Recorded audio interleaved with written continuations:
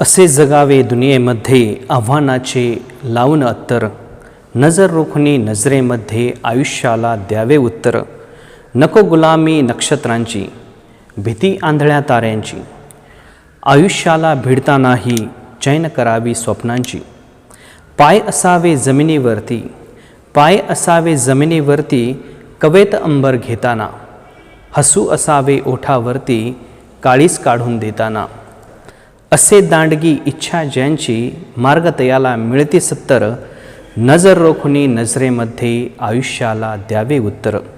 ख्रिस्ताई माझ्या प्रिय बंधूंनो, गुरु ठाकूर यांची ही कविता ऐकल्यानंतर अक्षरशः अंगावर शहारे येतात, गुजबम्स येतात आणि क्षणार्धात आपल्या मनामध्ये किंवा मनाच्या गाभाऱ्यात एक विचार चमकून जातो आणि तो म्हणजे संदेष्टा असावा तर असा.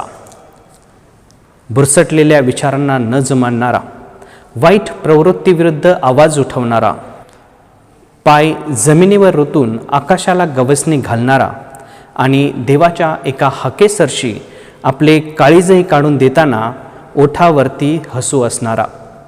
ख्रिस्ताई माझ्या प्रिय बंधूंनो, आजच्या शुभवर्तमानावर जर आपण एक कटाक्ष टाकला तर आपल्याला देखील येशूमध्ये हे संदेष्ट्याचं रूप दिसून येतो. आपण पाहिले की 2 आठवड्यापूर्वी आपण शुभवर्तमानात ऐकले की प्रभू येशू ख्रिस्ताचा बाप्तिस्मा हा यार्देन नदीमध्ये होत आहे. मागील आठवड्यात देखील आपण पाहिलं की येशूची वेळ आलेली नसताना देखील प्रभू येशू ख्रिस्ताने केवळ पवित्र मरियेच्या सांगण्यावरून पाण्याचा द्राक्षरस केला आणि आपल्या जीवनातला पहिला चमत्कार केला.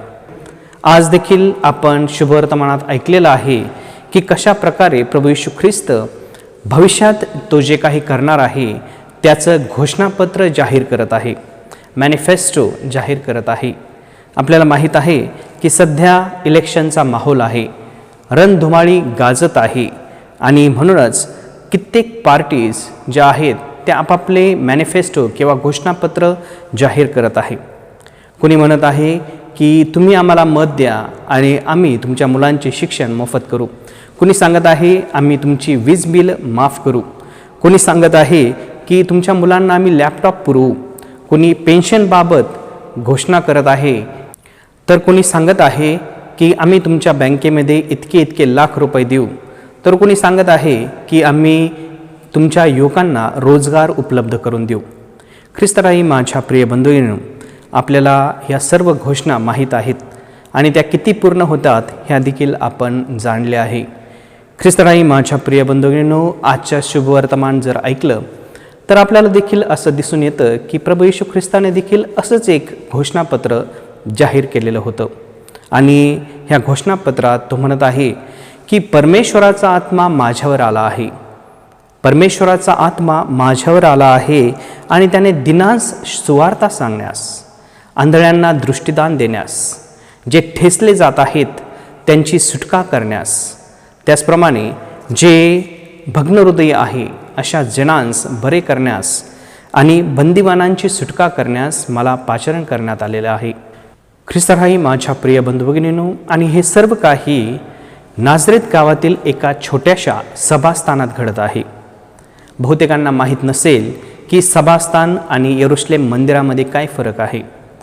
यरुशलेम मंदिर आणि सभास्थान यामध्ये खूप फरक आहे.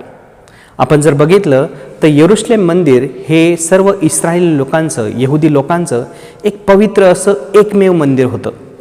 तर सभास्थान जे असत ते प्रत्येक खेड्यामध्ये, प्रत्येक गावामध्ये एक सभास्थान असे. यरुशलेम मंदिरामध्ये केवळ जास्तीत जास्त भर हा प्राण्यांचा बली यावर दिला जात असे, ॲनिमल सॅक्रिफाईस. आणि आपण बघूया की सभास्थानामध्ये जास्तीत जास्त भर हा प्रार्थना, धर्माची शिकवण आणि तिसरी गोष्ट म्हणजे शास्त्रवाचन. ह्या 3 गोष्टी सभास्थानात घडत असत. जे यरुशलेम मंदिर होतं त्या यरुशलेम मंदिरामध्ये लोक वर्षातून फक्त 3 ते 4 वेळेस येत आणि जर फारच गरिबीची परिस्थिती असेल, फार दूरवरून एखाद्या व्यक्तीला येता येत नसेल इतक्या वेळेस, तर त्याने किमान एकदा तरी यरुशलेम मंदिराला भेट द्यावी असा नियम होता. परंतु सभास्थान हे त्यांच्यासाठी जवळ होतं आणि म्हणूनच लोक आपली धार्मिक भूक, आध्यात्मिक भूक भागवण्यासाठी वेळोवेळी या सभास्थानात जमत असत, परमेश्वराचे शब्द ऐकत असत, परमेश्वराची वाणी ऐकत असत आणि आपली भूक भागवत असत. ख्रिस्ताठाई माझ्या प्रिय बंधूंनो, यरुशलेम मंदिरामध्ये याजक वर्ग होता. त्याचं तिथे फार मोठं प्रस्थ होतं आणि तेच सर्व काही चालवत असत. परंतु सभास्थानामध्ये याजक वर्गाचा एवढा प्रभाव नव्हता. सभास्थानामध्ये एक प्रेसिडेंट असत आणि तो प्रेसिडेंट त्याच्या इच्छेला वाटेल त्या व्यक्तीला तो शास्त्रवाचन करण्यासाठी देत असे. आपण पाहिलं तर येशू ख्रिस्ताने पाण्याचा द्राक्षरस केला, हा एक मोठा चमत्कार केला. संपूर्ण गावभर किंवा संपूर्ण इस्रायलात त्याची ख्याती पसरलेली असेल आणि कदाचित नाझरेत गावात देखील लोकांनी ऐकलेलं असेल. आणि ज्यावेळेस येशू ख्रिस्त नाझरेत गावी जातो त्यावेळेस तो सभास्थानात गेल्यानंतर त्याला जो तो प्रेसिडेंट आहे सभास्थानाचा, तो यशया ग्रंथ वाचायला देतो. तो यशयाचा ग्रंथ तो सभास्थानातील अधिकारी निवडतो, परंतु त्याच्यातील जे वचनं आहेत ते प्रभू येशू ख्रिस्त निवडतो. आणि म्हणूनच तो ज्यावेळेस हे संपूर्ण वचनं वाचतो त्यावेळेस सांगतो की आता शास्त्रलेख पूर्ण झाला आहे. आज आपली संपूर्ण ख्रिस्त सभा वर्ड ऑफ गॉड संडे म्हणजे देवाचा शब्दाचा रविवार साजरा करत आहे. देवाचा शब्द हा किती प्रभावी आहे हे आपल्या सर्वांना ठाऊक आहे. येशूचे आणि पवित्र शास्त्राचे फार जवळचे नाते होते.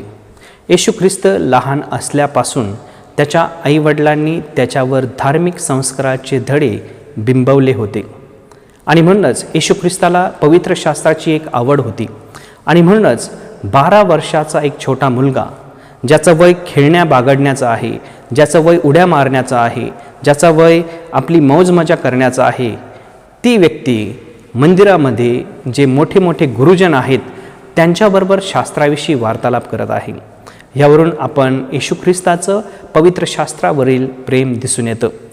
जसजसा येशू मोठा होत गेला तसतसा तो शास्त्रामध्ये पारंगत होत गेला. जीवनात त्याला कुठलेही संकट येऊत येशू ख्रिस्त नेहमीच पवित्र शास्त्राचा आधार घेत असत. तुम्हाला एक साधं उदाहरण द्यायचं झालं तर सैतान ज्यावेळेस अरण्यात येशूची परीक्षा बघतो त्यावेळेस सैतान येशूला बघून म्हणतो की तू भुकेला आहेस, आता तू या धोंड्याला भाकरी हो असं म्हण. आणि येशू ख्रिस्त त्याला काय उत्तर देतो? येशू ख्रिस्त त्याला सांगतो की मनुष्य केवळ भाकरीने नव्हे तर परमेश्वराच्या मुखातून निघणाऱ्या प्रत्येक शब्दाने जगेल. आणि हा संदर्भ येशू ख्रिस्ताने जुन्या करारातील अनुवाद पुस्तक अध्याय 8 ओवी 3 यामधून घेतलेला आहे. येशू ख्रिस्ताला संपूर्ण जे तोराह बुक जे आहे, ज्याच्यामध्ये मोशेची 5 पुस्तकं आहेत, ते संपूर्ण व्यवस्थितपणे समजलेले होते. आणि त्याचप्रमाणे ज्यावेळेस सैतान त्याला आणखी एक मोह पाडतो, त्याला सांगतो की या मंदिरावरून तू उडी मार आणि तुला तुझे देवदूत झेलून धरतील, त्यावेळेस प्रभू येशू ख्रिस्त त्याला सांगतो की जो परमेश्वर तुझा देव त्याची परीक्षा पाहू नकोस. आणि प्रभू येशू ख्रिस्त त्याचा संदर्भ देत आहे अनुवाद अध्याय 4 ओवी 7. ख्रिस्ताठाई माझ्या प्रिय बंधूंनो, त्याचप्रमाणे आणखी एक उदाहरण तुम्हाला सांगतो. ज्यावेळेस एक युवक प्रभू येशू ख्रिस्ताकडे येतो आणि सांगतो की गुरुजी, मला सार्वकालिक जीवन मिळवायचं आहे, मी त्याच्यासाठी काय केलं पाहिजे? आणि त्यावेळेस येशू ख्रिस्त त्याला सांगतो की आपल्या आईबापाचा मान राख, चोरी करू नकोस, खोटे बोलू नकोस, व्यभिचार करू नकोस. येशू ख्रिस्त भरपूर अशी मोठी लिस्ट देतो. आणि येशू ख्रिस्ताने हा संदर्भ कुठून घेतलेला आहे? येशू ख्रिस्ताने हा संदर्भ निर्गम अध्याय 20 ओवी 16 ते 20 यामधून घेतलेला आहे. जसाच्या तसा येशू ख्रिस्त त्याला हा संदेश देत आहे. याचा अर्थ की प्रभू येशू ख्रिस्त आपल्या जीवनातील प्रत्येक क्षणी कुठलाही निर्णय घेताना, कुठलाही उत्तर देताना पवित्र शास्त्राची मदत घेत असे. सांगण्याचा उद्देश एवढाच की प्रभू येशू ख्रिस्त हा देवपुत्र होता. त्याला ह्या गोष्टींची काहीही गरज नव्हती, तरी देखील तो शास्त्रापासून कधी दूर पळाला नाही. त्याने नियमितपणे शास्त्र वाचन केलं. आणि म्हणूनच आपण आपल्या जीवनाकडे डोकावून बघूया. मी दिवसातून किती वेळेस बायबल वाचतो? काही लोक असे असतील की कदाचित महिन्यापासून किंवा वर्षापासून त्यांनी बायबलला हात देखील लावलेला नसेल. ख्रिस्ताठाई माझ्या प्रिय बंधूंनो, आपण पहिल्या वाचनात देखील पवित्र शास्त्राचे महत्त्व जाणलेले आहे.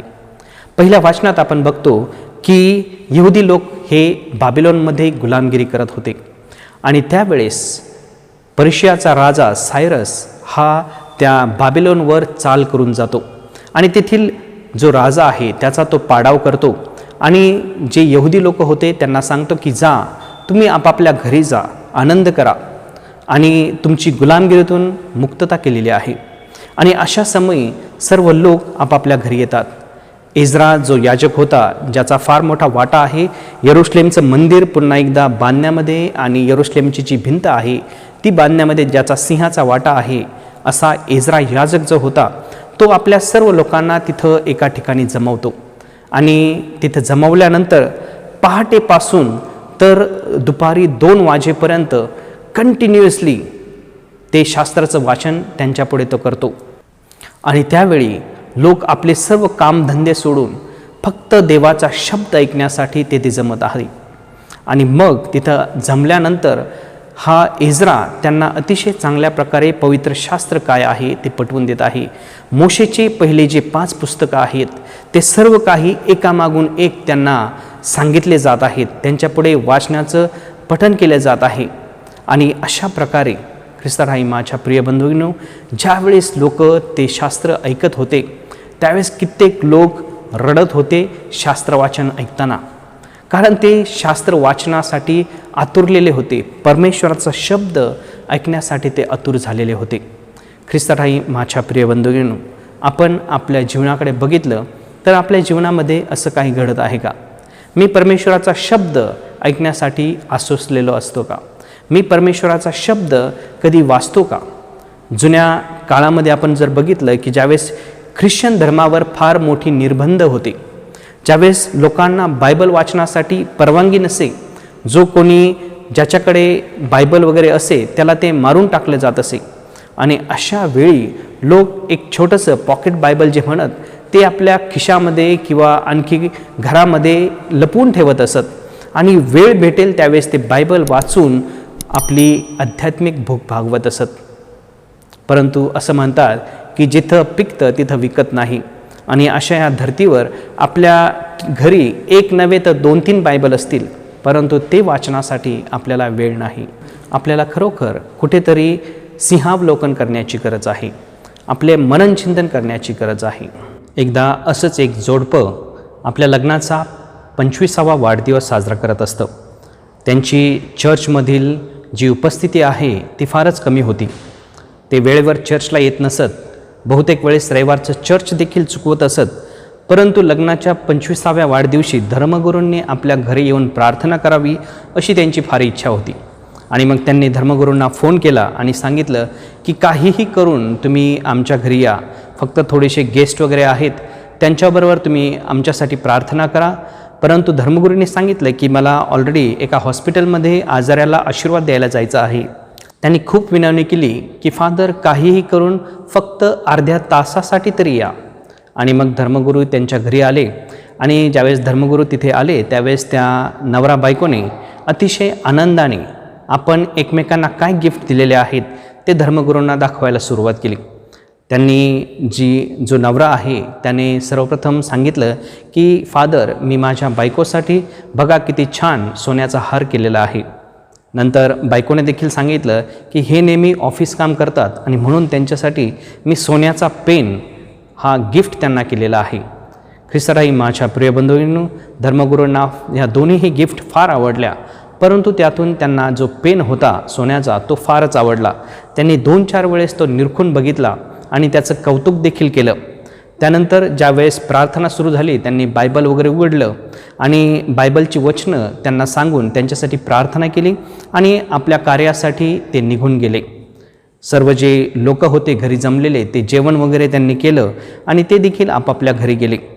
त्यानंतर संध्याकाळी सर्व काही स्थिर स्थावर झाल्यानंतर बायकोने इकडे तिकडे शोधायला सुरुवात केली, कारण जो सोन्याचा पेन होता तोच गायब झालेला होता, जो धर्मगुरूंना आवडलेला होता. तिच्या मनात विचार आला की धर्मगुरू असं कार्य कशाला करतील, आणि म्हणून तिने सगळं काही शोधायला सुरुवात केली. तिने कपाट बघितलं, त्यानंतर खुर्चीवर बघितलं, टेबलावर बघितलं, सगळ्या ठिकाणी तिने जाऊन बघितलं, पण सोन्याचा पेन काही सापडला नाही. आणि मग शेवटी तिने विचार केला की असे कसे हे धर्मगुरू, लोका सांगे ब्रह्मज्ञान आणि आपण मात्र कोरडे पाषाण. लोकांना सांगायचं चोरी करू नका आणि स्वतःच आमच्या घरातून सोन्याचा पेन चोरी करून घेऊन गेले. आणि म्हणून तिने सांगितले की जाऊ द्या, धर्मगुरूंना आपण काही वेळ देऊ. आणि म्हणून ती 1 आठवडा झाला आणि तो पेन शोधत बसली, पण तिला पेन काही सापडला नाही. त्यानंतर ती म्हणाली, आणखी 1 आठवडा मी बघते आणि मग धर्मगुरूंना फोन करते. तिने पुन्हा दुसऱ्या आठवड्यात देखील सगळं घरच झाडून काढलं, परंतु तो सोन्याचा पेन काही सापडला नाही. त्यानंतर 3ऱ्या आठवडी तिला वाटलं की आणखी एक चान्स द्यावा आणि म्हणून तिने ह्या 3ऱ्या आठवडी देखील प्रत्येक सुटकेस असेल, कबड असेल, सर्व काही बघितलं, परंतु त्यामध्ये देखील तो सोन्याचा पेन काही सापडला नाही. तिला मनोमन फादरांचा फार राग येत होता की धर्मगुरू असं कसं करू शकतात. आणि अखेर तिच्या सहनशक्तीचा बांध फुटला. तिने धर्मगुरूंना फोन केला आणि सांगितलं की फादर, तुम्ही 3 आठवड्यापूर्वी माझ्या घरी आलेले होते आणि त्यावेळेस तुम्हाला तो जो पेन फार आवडलेला होता तो गायब झालेला आहे. तो कुठे आहे माहीत नाही. कृपा करून तुम्ही मला सांगा. धर्मगुरूंना फार राग आला. त्यांना समजलं की ही बाई माझ्यावर आरोप घेत आहे आणि तिने सांगितलं की बाई जा आणि बायबलमधील लूक अध्याय 6 ओवी 42 वाच. ती बाई घाईघाईने आपलं बायबल घेण्यासाठी गेली. तिने बायबल जसं उघडायला सुरुवात केली, बायबलमधून तो पेन खाली पडला आणि तिने फार आनंदाने धर्मगुरूंना पुन्हा एकदा फोन केला आणि सांगितलं की फादर, तो पेन सापडलेला आहे, बायबलमध्ये होता, काही चमत्कार झाला की काय. धर्मगुरूंनी सांगितलं, चमत्कार वगैरे काही झालेला नाही. मी ज्यावेळेस तो पेन आवडला त्यानंतर माझ्याकडून चुकून तो पेन त्या बायबलमध्येच राहिला होता आणि म्हणून तो पेन तिथंच राहिल्यामुळे तुला तो सापडला नाही. तू अख्खं घर पालथं घातलंस, प्रत्येक गोष्ट ना गोष्ट तू चाखून पाहिलीस, परंतु 3 आठवडे तू बायबलला काही हात लावला नाहीस आणि म्हणून ते तुला सापडलं नाही. आणि मग धर्मगुरूंनी सांगितलं की जाऊन पुन्हा एकदा लूक अध्याय 6 ओवी 42 वाच. आणि तिने वाचल्यावर तिला समजलं की अरे ढोंग्या, पहिल्याने तुझ्या डोळ्यातलं मुसळ काढ, म्हणजे दुसऱ्याच्या डोळ्यातील कुसळ काढण्यास तुला चांगलं होईल. ख्रिस्ताराई माझ्या प्रिय बंधुगिनो, आपण देखील असंच आहोत. आपण कितीतरी लोक आहोत की बायबलला जो म्हणावा तसा आदर देत नाही. बाकीच्या धर्मामध्ये आपण बघतो की त्यांचा जो धर्मग्रंथ आहे त्याला लोक अतिशय मनोभावे आदर देत आहेत, परंतु आपण आपल्या बायबलला सन्मान देतो का? पोप फ्रान्सिस यांनी हा जो रविवार आहे तो वर्ड ऑफ गॉड संडे म्हणून जाहीर केलेला आहे. ह्यामधून आपण सर्वांनी बायबल वाचन करावं असं त्यांनी जाहीर केलेलं आहे. आपण सिनडच्या ह्या सहप्रवासात असताना बायबलचा देखील आपल्याबरोबर एक सहप्रवास झाला पाहिजे. आपण जिथं कुठं जाऊ तिथं आपलं बायबल आपण बरोबर घेतलं पाहिजे. ख्रिस्ताराई माझ्या प्रिय बंधूंनो, बायबलबद्दलची ही उदासीनता हल्लीच्या काळामध्ये आपल्याला दिसत आहे. आपलं जे बायबल आहे ते कुठेतरी ऑल्टरवर धूळ खात पडलेलं असतं. बायबलमध्ये आपल्याला प्रभूचा शब्द सापडला पाहिजे, परंतु हल्ली आपण असं बघतो की बायबलमध्ये आपल्याला लाईटचे बिल, डॉक्युमेंट्स, पैसे या सर्व गोष्टी सापडत असतात, कारण आपण बायबल फक्त ह्या गोष्टीसाठी वापरतो. ख्रिस्ताराई माझ्या प्रिय बंधुगिनो, हे जे आपलं बायबल आहे ते अतिशय पवित्र पुस्तक आहे. परमेश्वराने मानवाला लिहिलेलं ते एक प्रेमपत्र आहे. परमेश्वराचं प्रेम त्याने ह्या बायबलमधून व्यक्त केलेलं आहे. ख्रिस्ताराई माझ्या प्रिय बंधुगिनो, आपण जर बायबलचा इतिहास बघितला तर हे जे बायबल आहे ते काही 40-50 वर्षात लिहिलं गेलेलं नाही. हे बायबल लिहिण्यासाठी तब्बल 1600 वर्ष लागलेले आहेत. सगळ्यात पहिलं जे आपण उत्पत्तीचं पुस्तक बघतो ते 1500 इसवी सन पूर्व 1500 सालापूर्वी लिहिलेलं आहे. आणि त्यानंतर आपण जे प्रकटीकरणाचं पुस्तक बघतो ते इसवी सन 100मध्ये लिहिलेलं आहे. अशा प्रकारे हा जवळपास 1600 वर्षाचा टाईम स्पॅन आहे ज्याच्यामध्ये हे बायबल लिहिलेलं आहे. आणि हे बायबल काही 1-2 लेखकांनी लिहिलेलं नाही. हे बायबल लिहिण्यासाठी तब्बल 40 लेखकांनी त्यामध्ये भरीव कामगिरी केलेली आहे. ख्रिस्ताराई माझ्या प्रिय बंधूंनो, आणि म्हणूनच आत्तापर्यंत जे बायबल आहे ते जगातील सर्वात बेस्ट सेलिंग बुक म्हणून जाहीर केलेलं आहे. आत्तापर्यंत बायबलच्या 5 अब्ज कॉपीज ह्या वाटल्या गेलेल्या आहेत. ख्रिस्ताराई माझ्या प्रिय बंधूंनो, बायबल आपल्या घरी आहे, परंतु आपण ते कशा प्रकारे वापरतो त्याच्यामधून आपल्या जीवनाचा विकास होऊ शकतो. ख्रिस्तानाही माझ्या प्रिय बंधूंनो, ज्यावेळेस आपण नियमितपणे बायबल वाचन करतो त्यावेळेस परमेश्वराचा आत्मा आपल्यावर येत असतो. ज्याप्रमाणे प्रभू येशू ख्रिस्तावर तो आजच्या दिवशी आला, त्याचप्रमाणे तो प्रत्येक व्यक्तीवर जो बायबल वाचन करतो त्याच्यावर तो येत असतो.